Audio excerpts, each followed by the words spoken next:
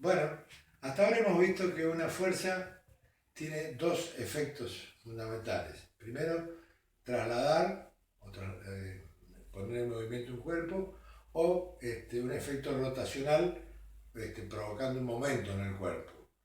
Ahora vamos a ver otra situación que se presenta con la fuerza, que es cuando las fuerzas son, en este caso, lo voy a dibujar acá, iguales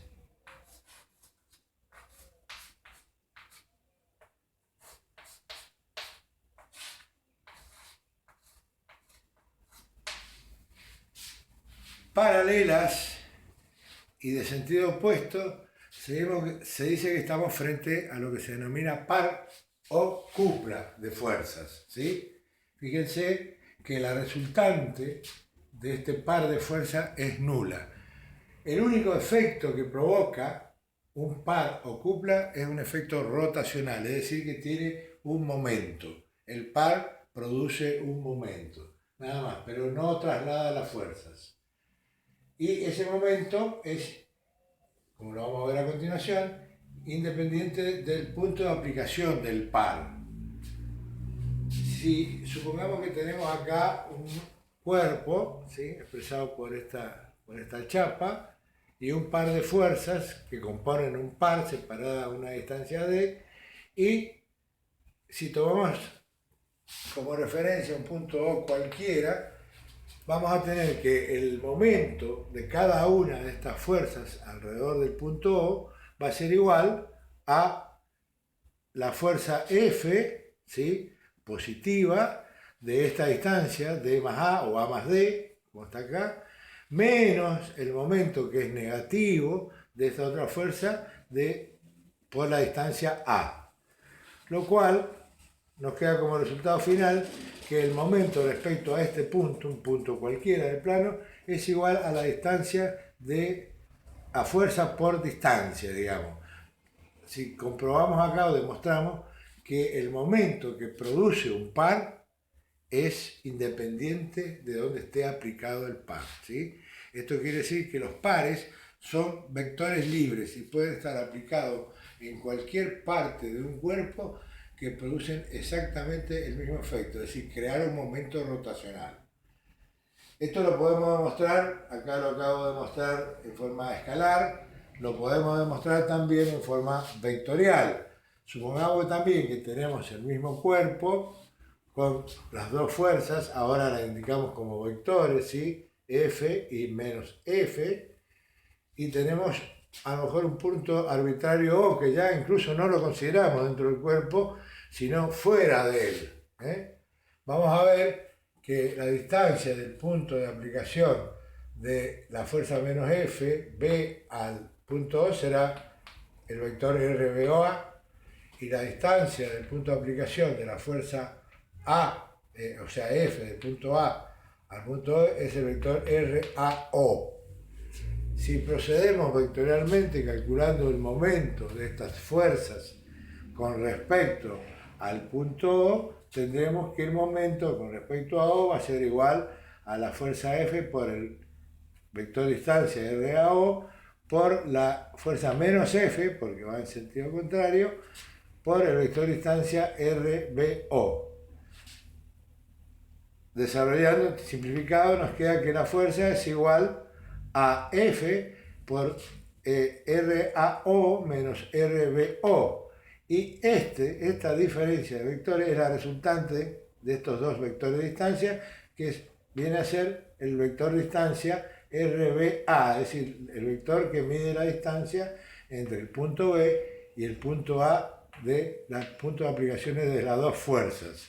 Por lo tanto, el momento respecto de este punto O es igual a F por escalar vector RAB, lo cual nos indica que el momento de este par o de esta cupla, como se llama, es independiente del punto que se considere para tomar momentos, ¿eh? Por lo que vuelvo a ratificar, la cupla o par es un vector momento, digamos, que es libre en el plano, ¿eh? Bien, dicho esto, esto es solamente, tan solo esto es una cupla a un par, solamente provoca un efecto rotacional. En este caso, por ejemplo, antihorario será positivo, si las fuerzas estuvieran con el sentido contrario sería, antihorario, bien digo positivo, si fuera en el sentido contrario sería horario, o decir negativo. No hay más para decir, esto produce un momento de giro y ese vector momento, como ya lo sabemos, está aplicado, puede estar aplicado en cualquier punto del cuerpo, por lo tanto tenemos lo que se dice un vector libre de momento. Vamos a ver este concepto de pares equivalentes. Los pares pueden ser equivalentes, por ejemplo, acá yo tengo un par con dos fuerzas de 100 libras cada uno a una distancia de 2 pies, ¿sí? Esto me daría un momento, ¿sí?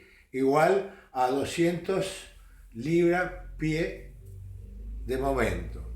Fíjense, acá he cambiado la distancia, es menor la distancia, pero he aumentado el valor de la fuerza. Igual el momento sigue valiendo 200 libras pie. Acá lo he puesto, digamos, rotado al par con relación a los anteriores y sigue siendo el mismo par de 200 libras pie. Y acá, por ejemplo, lo he puesto, digamos, fuera, digamos, acá lo puse con relación al origen de coordenadas, acá lo pongo fuera del origen de coordenadas y lo mismo el par sigue siendo de 200 libras pie, aplicado, digamos, en este cuerpo. La notación y terminología más utilizada para, digamos, expresar un par pueden ser cualquiera de estas tres, ¿sí? La que acabamos de ver, es decir, en forma explícita, digamos, el par acá, con sus dos fuerzas, su distancia, lo que sea, ¿sí? Acá tenemos que el par vale 300 newton metro, en este caso, ¿no es cierto? Bueno, esto lo vamos a poder representar sin necesidad de hacer las dos fuerzas separadas a una distancia, simplemente a través de una línea curva en donde indicamos que C ahora, que el momento de un par se denomina C, ya no se denomina con la letra M, ¿sí? C viene de cupla, obviamente, vale 300 Nm. Y si no, lo podemos expresar a través del vector momento, ¿sí? Aplicado en este caso en O, lo podría haber aplicado acá o acá o acá, en donde C es igual a 300 Nm. ¿Sí? Interesa conocer la dirección del par y el sentido. En este caso, como es positivo, porque es antihorario, ¿sí? El par viene acá según el eje de la Z, que yo lo representaba así en perspectiva, ¿no? Simplemente eso, no hay más nada para agregar, es muy sencilla la notación del par.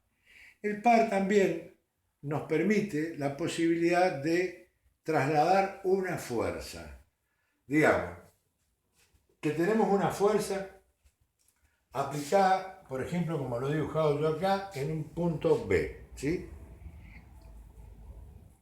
Para trasladarla al punto A, no la puedo trasladar directamente así porque me cambia la situación. Fíjense que esta fuerza, además de trasladarme el cuerpo en un sentido, tiende a hacerlo rotar, digamos, aparentemente acá en sentido antihorario, ¿no es cierto? Así que si la pongo acá, cambiaría la situación, directamente la saco y la pongo acá, ya no sería la misma situación. No es válido hacer eso, porque el sentido de rotación que provocaría esta fuerza es contrario al anterior. Eso no se puede hacer. Lo que sí puedo hacer es acá en el punto A poner dos fuerzas iguales a la que está aplicada en el punto B, iguales y opuestas, ¿sí? Iguales y opuestas. Por lo tanto, la resultante de esto es 0, no altero en lo más mínimo la situación, queda todo igual, ¿sí? Pero fíjense que no es tan así porque lo que tengo acá es la fuerza F trasladada al punto A,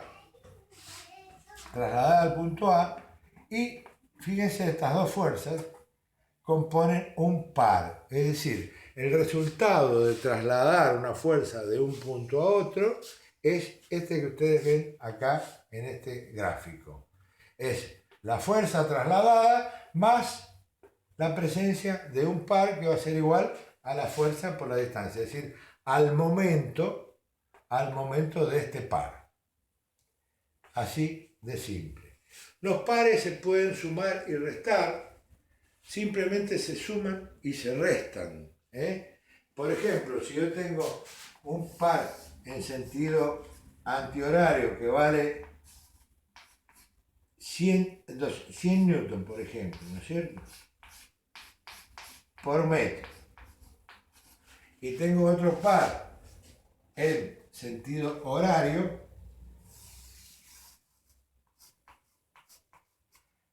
¿sí? Que vale C igual a 200 newton metros, sería menos 200 newton metros.